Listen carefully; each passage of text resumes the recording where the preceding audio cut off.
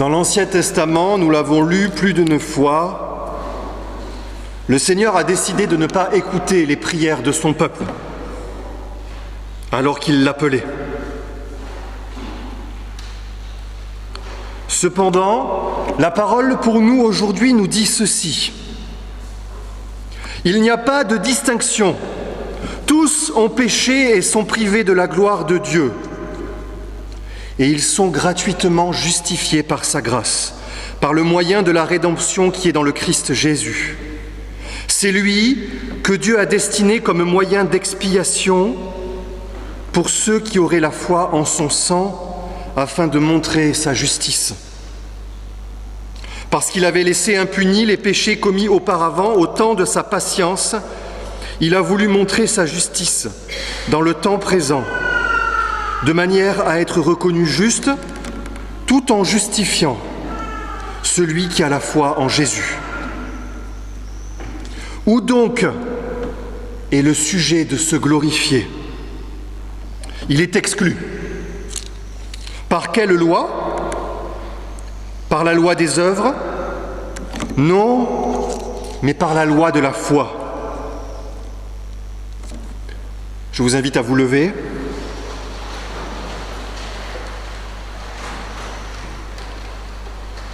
Car nous comptons que l'homme est justifié par la foi, sans les œuvres de la loi. Ainsi, frères et sœurs, que toutes celles et tous ceux qui reconnaissent en Jésus-Christ leur Seigneur, leur Sauveur, celui qui est venu comme moyen d'expiation afin de montrer sa justice, que toutes celles et tous ceux qui reconnaissent cela soient assurés qu'aujourd'hui, Dieu répond à vos prières de confession des péchés. Dieu répond en vous accordant son pardon. Et en réponse à ce pardon, je vous invite à chanter, nous pouvons rester debout pour cela. Rendons gloire à Dieu notre Père. En ce dimanche de Pentecôte, nous nous rappelons la venue du Saint-Esprit sur les apôtres réunis ensemble. Comme nous l'avons lu, comme Pierre l'avait compris, il s'agissait non seulement de l'accomplissement d'une prophétie de l'Ancien Testament, mais aussi, c'est un autre passage que nous lisons dans les Évangiles, mais aussi de la réalisation d'une promesse de Jésus alors qu'il remontait au ciel. Il fallait qu'il remonte, dit-il, pour que descende l'Esprit Saint.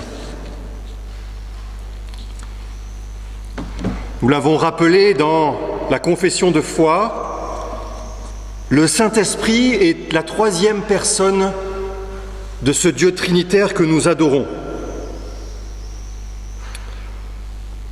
Pour autant, dans nos églises, force est de constater que ce n'est pas forcément la personne de la Trinité dont nous parlons le plus. Et pour cause, même s'il a un rôle clé dans notre marche quotidienne comme chrétiens, c'est un rôle qui n'est pas nécessairement visible.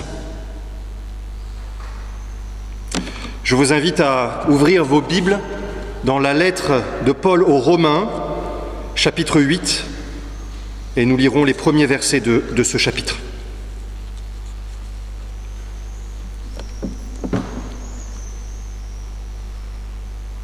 Il n'y a donc maintenant aucune condamnation pour ceux qui sont en Christ Jésus. En effet, la loi de l'Esprit de vie en Christ Jésus m'a libéré de la loi du péché et de la mort. Car chose impossible à la loi, parce que la chair la rendait sans force, Dieu, en envoyant à cause du péché son propre Fils dans une chair semblable à celle du péché, a condamné le péché dans la chair. Et cela pour que la justice prescrite par la loi soit accomplie en nous, qui marchons non selon la chair, mais selon l'Esprit. En effet, ceux qui vivent selon la chair ont les tendances de la chair, tandis que ceux qui vivent selon l'Esprit ont celles de l'Esprit. Avoir les tendances de la chair, c'est la mort. Avoir celle de l'esprit, c'est la vie et la paix. Car les tendances de la chair sont ennemies de Dieu parce que la chair ne se soumet pas à la loi de Dieu. Elle en est même incapable. Or, ceux qui sont sous l'emprise de la chair ne peuvent plaire à Dieu. Pour vous, vous n'êtes plus sous l'emprise de la chair, mais sous celle de l'esprit. Si du moins, l'esprit de Dieu habite en vous. Si quelqu'un n'a pas l'esprit de Christ, il ne lui appartient pas. Et si Christ est en vous, le corps, il est vrai, est mort à cause du péché, mais l'esprit est vie à cause de la justice. Et si l'esprit de celui qui a ressuscité Jésus d'entre les morts habite en vous, celui qui a ressuscité le Christ Jésus d'entre les morts donnera aussi la vie à vos corps mortels par son esprit qui habite en vous. Ainsi donc, frères, nous sommes débiteurs, mais non de la chair, pour vivre encore selon la chair. Si vous vivez selon la chair, vous allez mourir. Mais si par l'esprit vous faites mourir les actions du corps, vous vivrez. Jusqu'ici la lecture de la parole de Dieu.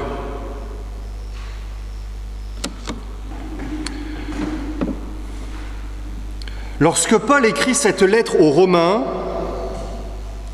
les raisons de sa rédaction ne sont pas évidentes. En effet, cette lettre ressemble plutôt à un traité de théologie.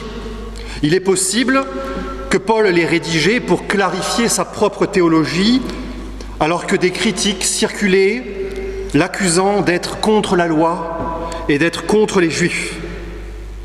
Il est aussi possible que Paul écrive à Rome pour résoudre les conflits qui existaient entre les chrétiens d'origine juive et les chrétiens d'origine païenne.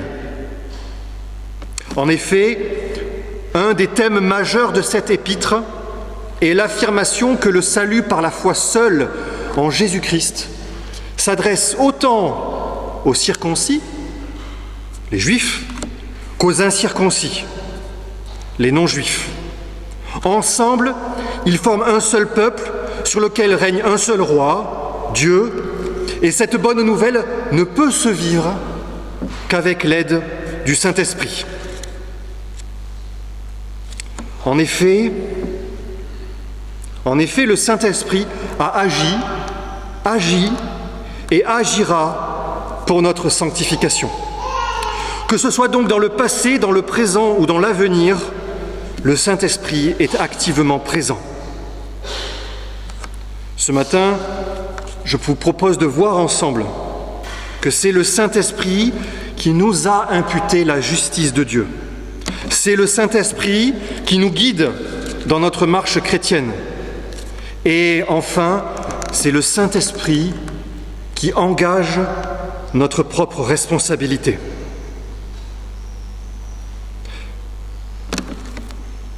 Notre Dieu, je le répète, est un Dieu qui parle, un Dieu qui se révèle. Il n'est pas un Dieu qui se cache. Et donc s'il nous explique comment il nous garantit le salut, eh bien cela mérite de s'y pencher. L'Esprit nous a imputé la justice de Dieu. Nous avons, au premier verset du chapitre 8, cette affirmation « Il n'y a donc maintenant aucune condamnation pour ceux qui sont en Christ Jésus ». Et les versets qui suivent sont l'occasion pour Paul d'expliquer cette affirmation.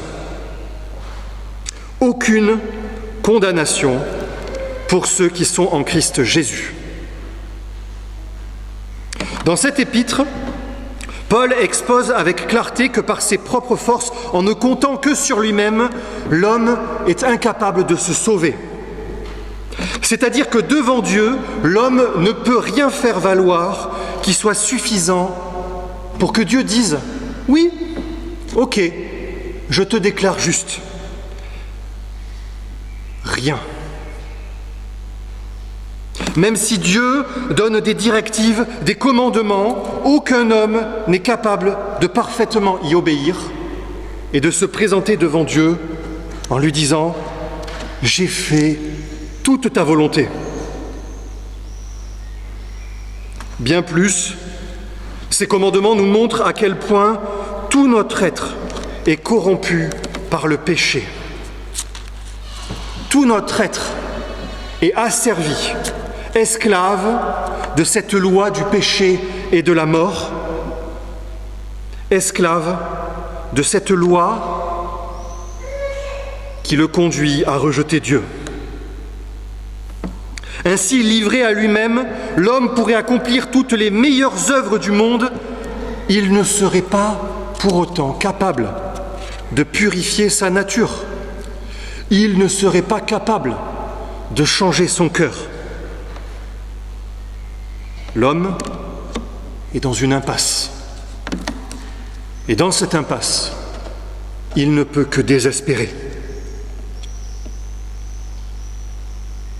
Mais Dieu ne s'est pas contenté de simplement dire ce qu'il attendait de nous. Non, bien au contraire, il a envoyé Jésus pour accomplir la loi. Jésus était Dieu et il s'est abaissé pour endosser notre humanité. Il fallait qu'il soit pleinement un homme, pour que ce soit bien un homme qui mène une vie sans péché. Mais il fallait qu'il soit Dieu, pour ne pas être lui-même corrompu par le péché. Dimanche après dimanche, nous rappelons l'essentiel de cette bonne nouvelle que nous croyons. C'est que Jésus est mort sur une croix pour nos péchés et il a vaincu la mort. 3 jours plus tard, il est ressuscité. Mais Jésus ne s'est pas contenté de faire cela. Jésus n'a pas popé, n'est pas apparu un beau jour pour aller sur une croix, mourir et 3 jours plus tard revenir. Il a passé 30 ans à grandir au sein d'une famille juive, à gagner en sagesse et en stature. Il a passé ensuite 3 ans à enseigner, à annoncer le royaume de Dieu. 33 ans de vie. 33 ans de vie parfaite.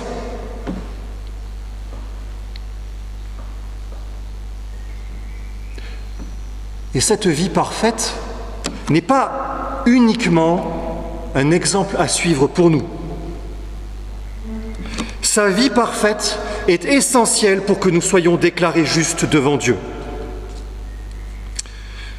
Certaines critiques du christianisme imaginent, et critiquent le christianisme pour cela, que Dieu finalement exerce la justice de cette manière, à savoir qu'il prend l'ardoise de nos vies, qui relate tout ce que nous aurions pu faire, de bien et de moins bien, et il l'efface, parce que Jésus lui dit de le faire. Voilà. C'est ça. Ce serait ça, le pardon des péchés. Mais s'il n'y a aucune condamnation pour celles et ceux qui sont en Christ, c'est parce que non seulement nos péchés sont pardonnés à la croix, parce que Jésus s'est sacrifié pour nous, mais aussi parce que sa vie parfaite nous est imputée.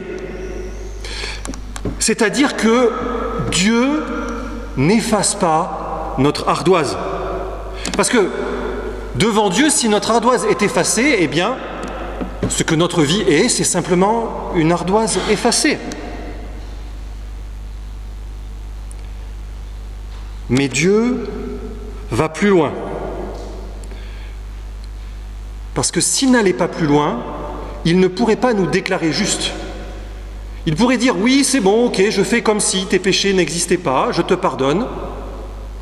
mais il ne pourrait pas dire que nous sommes justes.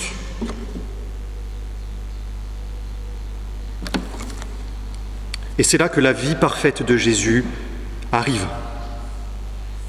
En gros, Jésus dit « Ne regarde pas la vie parfaite de celui qui croit en moi.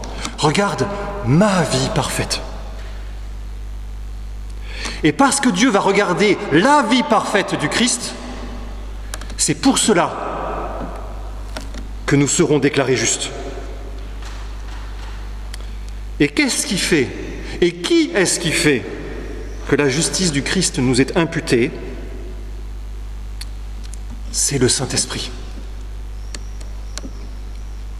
C'est-à-dire que Jésus a mené une vie parfaite et qu'au moment où Dieu doit regarder notre vie, le Saint-Esprit arrive et au lieu de tendre l'ardoise avec tous nos péchés dessus, c'est l'ardoise de la vie parfaite du Christ qu'il tend. Et Dieu ne peut que déclarer, grâce à cette action conjointe du Fils et du Saint-Esprit, que nous sommes justes. Cela signifie donc que nous pouvons ne plus avoir honte de nos péchés. Nous pouvons ne plus en avoir peur. Il est fort probable que nous péchions encore. Mais devant Dieu, nous ne sommes pas uniquement graciés. Nous sommes déclarés innocents.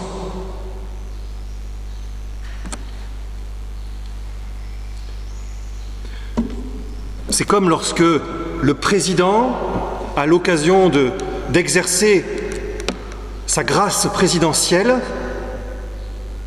Il ne s'agit pas pour le président, ce n'est pas comme ça, parce que il ne s'agit pas pour le président de déclarer que quelqu'un qui a été condamné est maintenant juste, comme si, son péché, sa faute, disparaissait.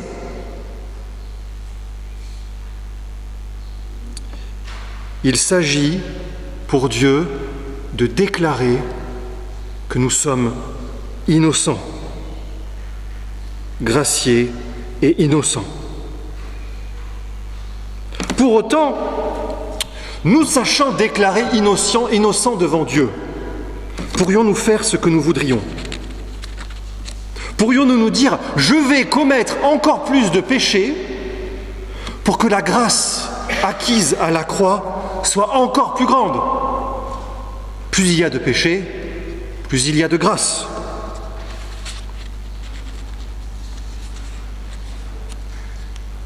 Non, bien sûr. Je vous rassure, je n'allais pas prêcher tout d'un coup un évangile pour vous dire « Faites ce que vous voulez ». Non, et nous arrivons dans notre deuxième point, parce que l'Esprit nous guide. Par l'œuvre conjointe du Christ et de l'Esprit, nous sommes libérés de la loi du péché et de la mort, mais nous ne sommes pas pour autant laissés à nous-mêmes. Paul oppose deux types de marche, deux types de vie, deux types de manières de concevoir la vie. Une vie selon l'Esprit et une vie selon la chair. Alors Paul n'oppose pas ici le matériel et le spirituel comme si tout ce qui relevait de notre matérialité était à rejeter. Il est convaincu au contraire que la création de Dieu est intrinsèquement bonne, y compris sa dimension matérielle. Mais cette création a été corrompue par le péché. Et cette corruption ne fait pas partie de la nature même de la création. Par exemple, si la vitre de votre salle de bain est sale, et à tel point qu'on ne voit pas à travers, j'ose espérer qu'aucun de vous ne dira que c'est dans la nature de la vitre de ne rien voir à travers. Mais dans ce cas-ci, la vitre ne peut pas remplir sa fonction à cause de la saleté. Nous sommes la vitre. Et la saleté, c'est le péché. Ainsi donc, lorsque Paul parle de la chair, il parle de ce mode de vie qui s'oppose à Dieu, qui refuse de laisser Dieu à la première place, qui érige l'homme en Dieu à la place de Dieu. Et ce mode de vie porte mal son nom. C'est plutôt un mode de mort. Dans une autre de ses lettres, Paul dit ceci: « Les œuvres de la chair sont évidentes. C'est l'inconduite, l'impureté, la débauche, l'idolâtrie, la magie, les hostilités, la discorde, la jalousie, les fureurs, les rivalités, les divisions, les partis pris, l'envie, l'ivrognerie, les orgies et choses semblables. Je vous préviens, comme je l'ai déjà fait, ceux qui se livrent à de telles pratiques n'hériteront pas du royaume de Dieu. » Le chrétien qui est né de nouveau est rempli de l'Esprit. Nous avons été rachetés par le sacrifice du Christ et donc nous ne nous appartenons plus à nous-mêmes, nous appartenons à Dieu. Et comme nous appartenons à Dieu, l'Esprit habite en nous. Il n'y a aucune parcelle de nous-mêmes où l'Esprit ne puisse maintenant dire « c'est moi le Maître, c'est moi qui règne ». L'Esprit est toujours là en nous pour que nous marchions à sa suite sur ce chemin de vie. Mais le fruit de l'Esprit, dit Paul, c'est l'amour, la joie, la paix, la patience, la bonté, la bienveillance, la fidélité, la douceur, la maîtrise de soi. La loi n'est pas contre de telles choses. Seulement, tout n'est pas encore réalisé. Nous le voyons, les guerres, les disputes, les tentations sont autant d'exemples qui nous prouvent qu'aujourd'hui, la loi du péché et de la mort est toujours à l'œuvre.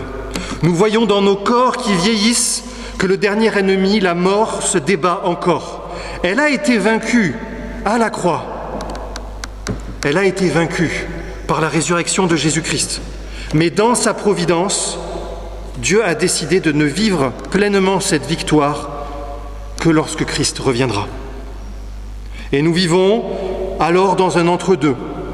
Notre esprit est renouvelé, nous avons l'assurance qu'à notre mort physique, notre esprit rejoindra éternellement le Père. Et pour autant, nous espérons aussi qu'au retour du Christ, nos corps ressusciteront et seront glorifiés pour vivre éternellement et pleinement dans la communion du Père, du Fils et du Saint-Esprit. L'Esprit est celui par lequel nos corps mortels obtiendront la vie éternelle. Il a libéré nos âmes de la domination du péché pour que nous marchions à sa suite, et il renouvellera nos corps.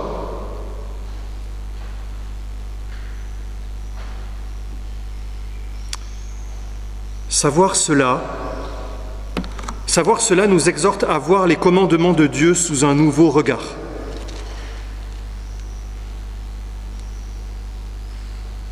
Et nous entrons dans notre troisième point. Les commandements de Dieu ne sont pas simplement une liste de consignes à faire maintenant en attendant de pouvoir se la couler douce au paradis. Les commandements de Dieu ne servent pas uniquement à nous convaincre de notre condition de pécheur. Bien au contraire, l'irruption de l'Esprit dans nos vies nous retourne à 180 degrés pour que nous vivions dès maintenant la vie que nous partagerons tous ensemble au paradis. Paul, dans une autre de ses lettres, dit ceci: « Puisque nous avons de telles promesses, bien-aimés, purifions-nous de toute souillure de la chair et de l'esprit en développant jusqu'à son terme la sainteté dans la crainte de Dieu. » Ces promesses de vie qui seront pleinement accomplies par l'Esprit nous engagent aujourd'hui. Marcher selon l'Esprit, c'est non seulement regarder derrière nous avec reconnaissance, se sachant imputer la justice de Jésus-Christ par l'Esprit, mais c'est aussi regarder devant nous vers la cité céleste, vers ce moment où nous serons réunis avec notre Seigneur et Sauveur, confiants que comme nos esprits ont été renouvelés par la nouvelle naissance, nos corps le seront aussi par l'action de ce même Esprit. c'est vivre présentement notre identité en Christ en ne cherchant pas à lui ressembler pour briller aux yeux des hommes ou pour briller aux yeux de Dieu, mais parce qu'il nous a montré la vie que l'humanité doit mener, une vie qui rend toute gloire au Dieu trois fois saint.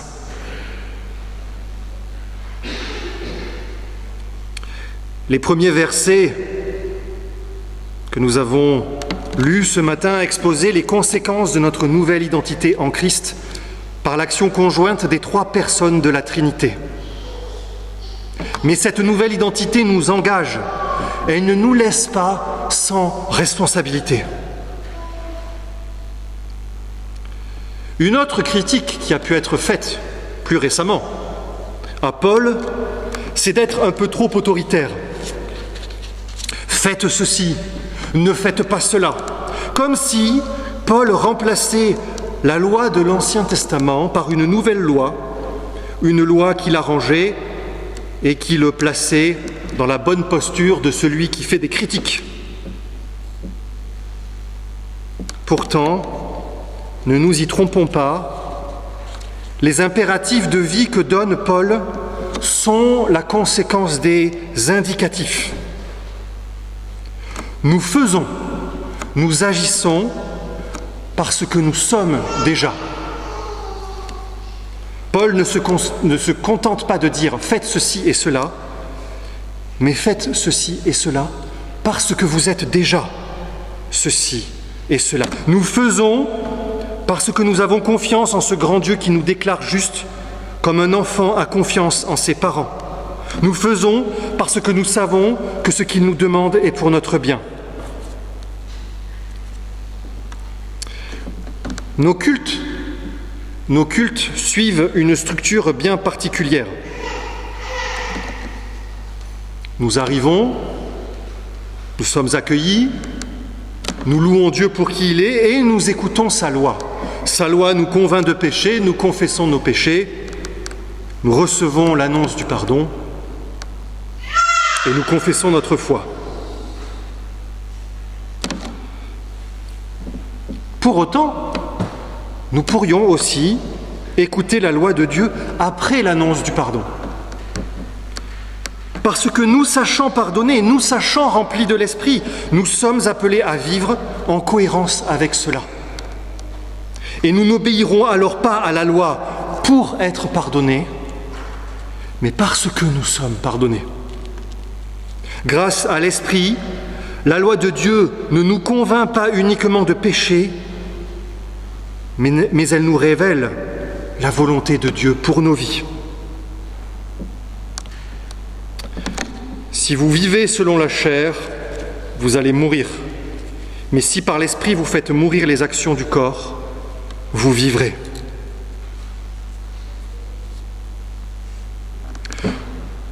Pour vivre éternellement,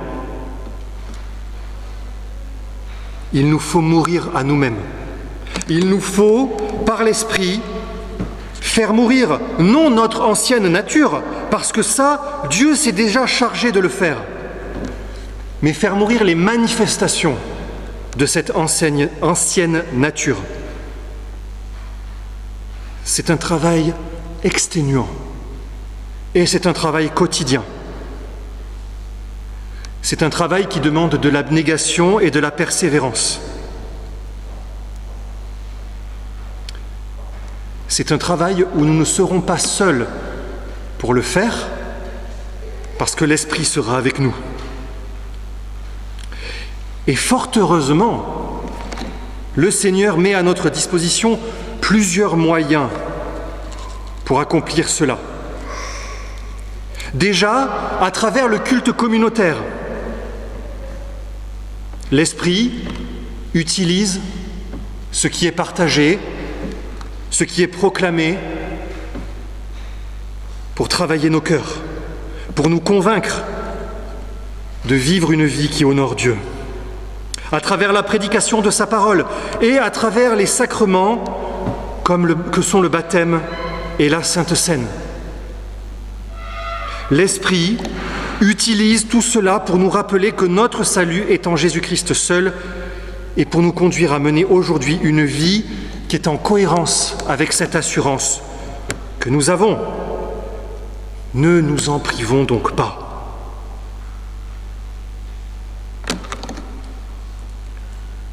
L'Esprit utilise aussi d'autres moyens. La lecture régulière de la parole de Dieu et la prière que nous avons l'occasion de faire tout le reste de la semaine. L'Esprit utilise tout cela pour que chaque jour, nous ne marchions pas uniquement sous le regard de Dieu.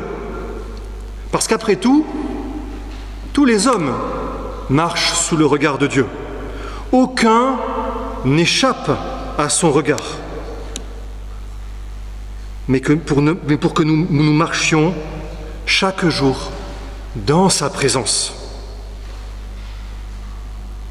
Ainsi, il n'y a pas pour le chrétien d'opposition entre la vie du chrétien le dimanche matin et le reste de la semaine.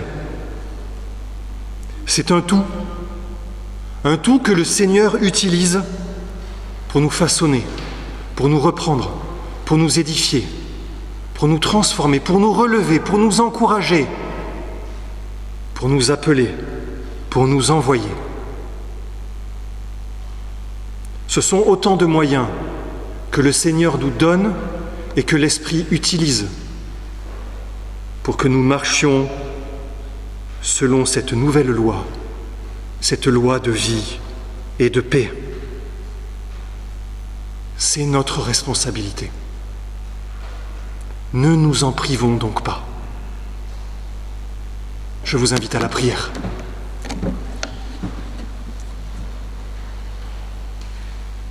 Seigneur, nous voulons te remercier pour l'Esprit dans nos vies qui agit et qui nous transforme, qui renouvelle nos propres esprits, qui nous convainc de péché, mais qui nous convainc aussi que par ton Fils, nous sommes aujourd'hui aussi déclarés enfants de Dieu. Par ton Fils, par son œuvre à la croix, par sa mort et sa résurrection, nous pouvons nous approcher de toi avec joie, qui nous convainc aussi que nous pouvons nous approcher de toi en nous sachant pardonnés et justifiés, déclarés justes, qui nous convainc que nous n'avons plus à avoir peur de nos fautes, qui nous convainc que nous sommes en mesure de ne plus obéir à la loi du péché et de la mort, qui nous convainc et qui nous accompagne dans cette vie parfaite, cette vie de paix, cette vie de joie que tu nous exhortes à suivre. Amen. Et je vous invite pour recevoir les paroles de bénédiction et d'envoi, et nous chanterons un dernier cantique.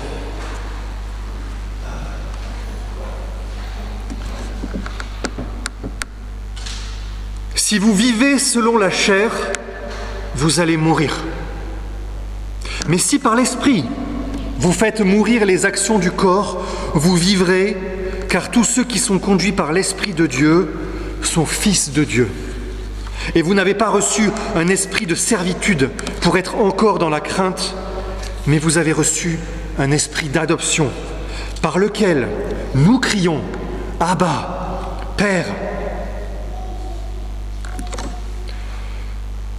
Que la grâce du Seigneur Jésus-Christ, l'amour de Dieu et la communion du Saint-Esprit soient avec vous tous. Allez en paix, proclamez la bonne nouvelle du salut dans le Dieu trinitaire, Père, Fils et Saint-Esprit. Allez en paix, tous unis dans l'Esprit. Et c'est ce que nous voulons chanter maintenant, tous unis dans l'Esprit.